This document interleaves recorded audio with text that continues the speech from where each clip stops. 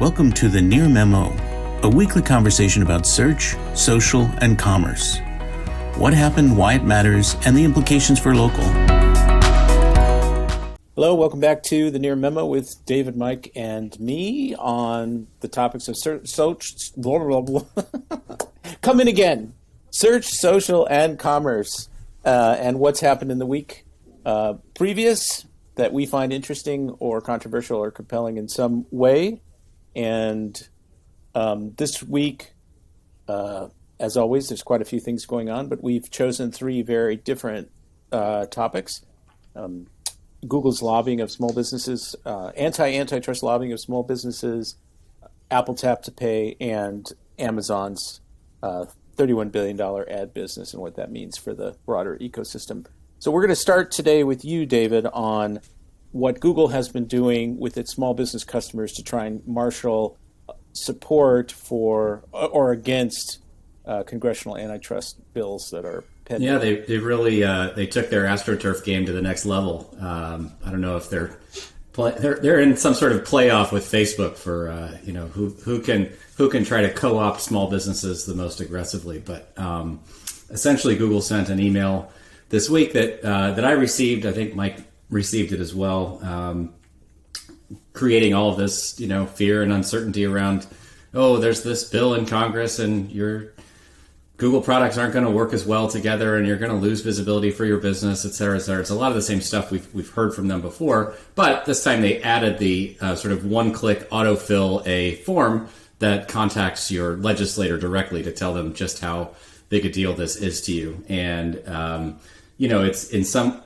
Legislators with an S. It contacts your congressperson plus your two senators. So it sends three emails. All on an automated basis. And so, Greg, you described it as antitrust lobbying of small businesses. I would say, no, this is actually a sort of mechanical Turk using small businesses as the Turks to actually be your lobbyists with your own representatives. So, it struck me as incredibly offensive, terrible behavior. There's no other, I can't think of strong enough adjectives to describe the sort of upset feeling in my stomach as I saw it come into my inbox. But it's probably going to work. They're probably going to get tens of thousands of small businesses to click the button. I don't know how many emails Congress typically receives. I was surprised Google didn't just, take it all the way to the red line and say, we're also going to add on a Google Duplex phone call to your legislators on top of this. And automate clogging the lines of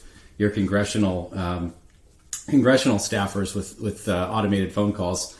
I just don't know where to go with this any more deeply than just to say it's really disgusting behavior. I hope it doesn't work, but I think it probably will get a significant response, and we'll see if that impacts Congress's decision making at all.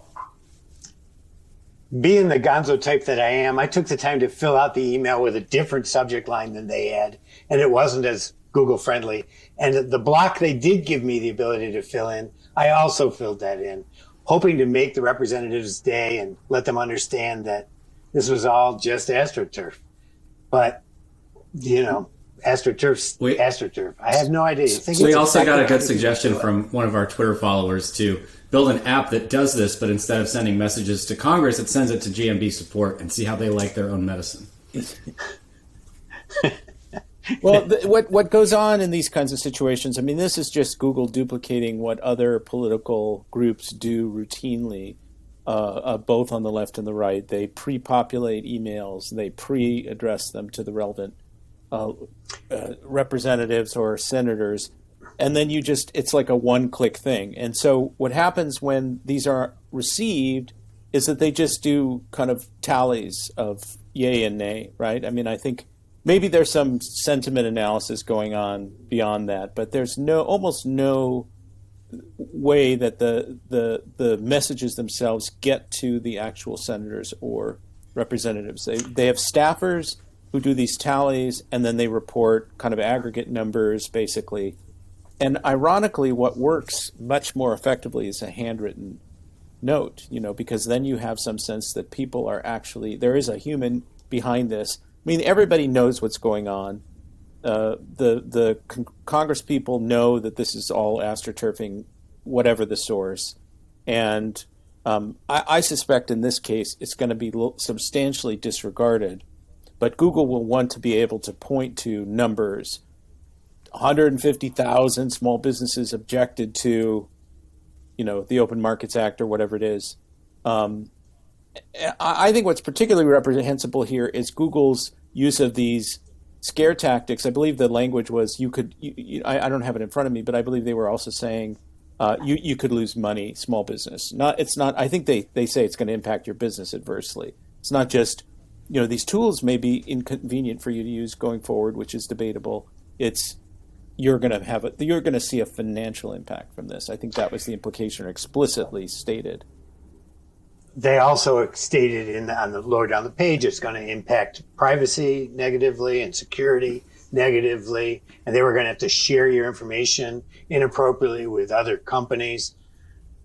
I don't know how any of that is true, but this is what's known in the law as the parade of horribles, right? All the scenarios that are hypothetically possible if the action being discussed is undertaken, and it's we had this whole debate on Twitter, Mike, this week about this is something we should have talked about.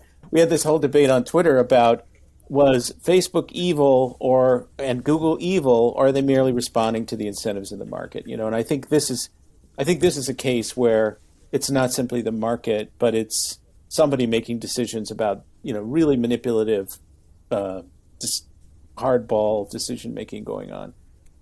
I know they see their financial results being potentially impacted, but this seems to be, really self-conscious bad behavior, not just response to the incentives in the market. It reflects their opinion of themselves as an important political player, though, as opposed to just an important business.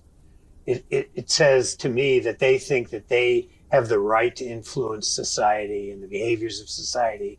We know they do this all the time, but this is such an overt sort of positioning of them as a savior of our culture and our economy. It's like, gag me with a spoon. Yeah, same with Facebook, but maybe to a slightly less degree of late.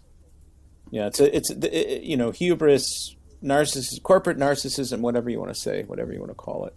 Thanks for joining David, Mike, and Greg. To stay on top of the latest developments in local, subscribe to our newsletter at nearmedia.co. We'll see you next week.